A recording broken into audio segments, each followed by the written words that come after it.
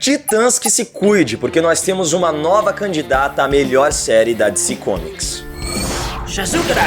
Patrulha do Destino é a mais nova produção do DC Universe, o serviço de streaming online da DC Comics. E na série somos apresentados a um grupo de desajustados que são obrigados a conviver juntos para proteger o mundo do mal. A Patrulha do Destino foi apresentada no 4º episódio de Titãs, mas você não precisa ter assistido Titãs para poder assistir Patrulha do Destino. Mas a série tem o mesmo clima daquele 4º episódio de Titãs. Então é uma série bem mais humorada, com uma fotografia diferente, um clima diferente, mas também muito bizarra. Não que isso seja uma coisa ruim, mas antes de partir para nossa análise com spoilers desse primeiro episódio de Patrulha do Destino, vou pedir para você descer aqui, se inscrever no canal e clicar no sininho para ativar as notificações e não perder mais nenhum vídeo da Legião dos Heróis. Isso porque, assim como acontecia com Titãs, toda segunda-feira vai ter review de Patrulha do Destino aqui na Legião dos Heróis. Então já aproveita e deixa o like aqui se você gostou da notícia. Bom, então apesar de ser uma espécie de spin-off de Titãs, afinal de contas a Patrulha do Destino foi apresentada em um episódio da série, não espere nenhuma semelhança entre Patrulha do Destino e Titãs. Na verdade as séries são bem diferentes, eu sinto até que Patrulha do Destino é um pouquinho mais adulta do que Titãs, por mais que elas tenham essa estrutura diferente. Titãs é muito mais sombria, é muito mais voltada pro pé no chão, pra realidade, enquanto Patrulha do Destino é muito mais viajada, tem coisas que não fazem sentido ali, mas ela lida diretamente com sexo, ela mostra muito mais um linguajar ofensivo, então realmente não é uma série voltada para o público infantil, mas ainda assim a construção dela é muito interessante. Desde a primeira cena você já sente que ela vai ser diferente de tudo que a gente tem hoje em dia em se tratando de séries de super-heróis, e ela mesma brinca com todo esse universo de super-heróis, esse número infinito de séries que estão surgindo por aí e que muita gente já tá saturada de assistir. Para começar, a série tem um narrador que é ninguém menos que Alan Tudyk, que vai se tornar o grande vilão da série, o Senhor Ninguém. E o vilão narra os eventos que vão acontecendo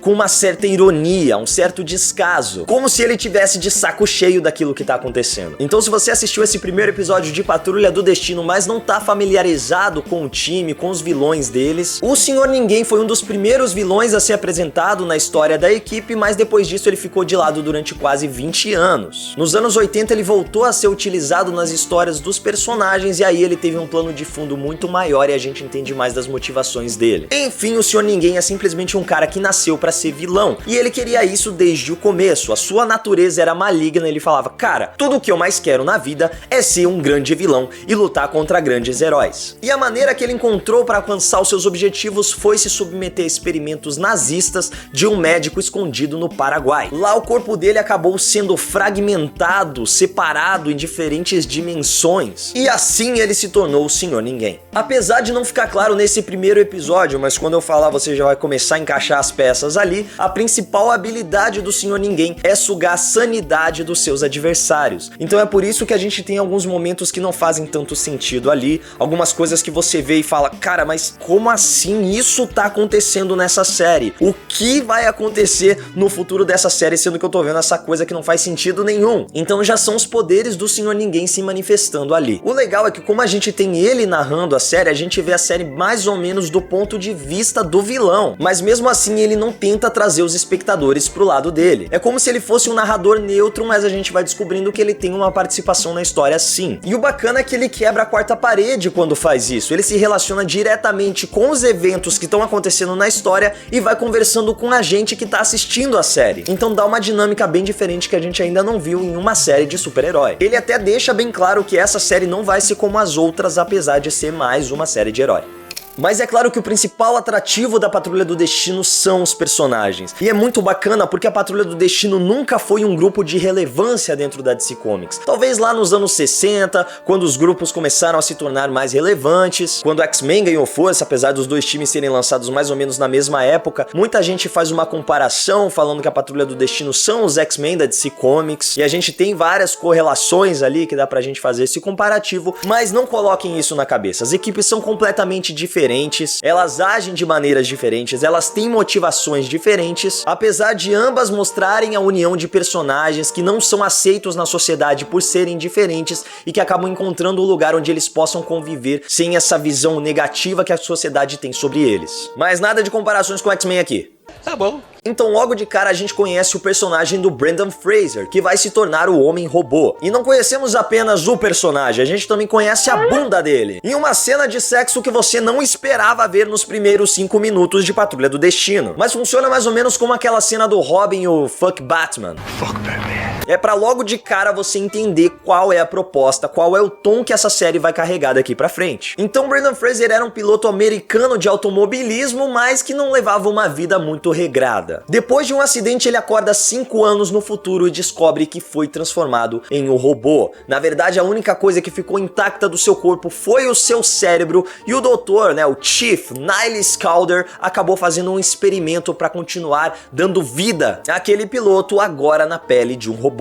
Na pele não, porque ele não tem pele. Depois somos apresentados a história da Rita, uma atriz de sucesso dos anos 50, mas que sofreu um terrível acidente e ficou desfigurada. Não apenas isso, ela ficou com a sua forma alterada, ela se transformou em uma espécie de borracha, uma mulher elástica propriamente dita. Também conhecemos o Homem Negativo, cujo alter ego era um piloto de testes aéreos que sofreu um acidente, ficou com o corpo completamente queimado, mas também tem a propriedade de tirar a sua consciência do corpo através de raios elétricos. E a Crazy Jane, uma garota com 64 personalidades, sendo que cada personalidade tem um superpoder diferente e ela não consegue controlar essas personalidades. Cada uma delas age por conta própria. Então essa é a Patrulha do Destino, esse é o grupo que a gente vai acompanhar daqui pra frente, e logo de cara a gente percebe que eles não têm nada a ver. Primeiro que eles vêm de épocas diferentes, eles têm passados diferentes, mas todos eles já se consideravam monstros antes mesmo de chegarem a essa condição que a gente conhece eles. Então todo mundo tem um passado sombrio que eles não querem deixar transparecer para os outros personagens,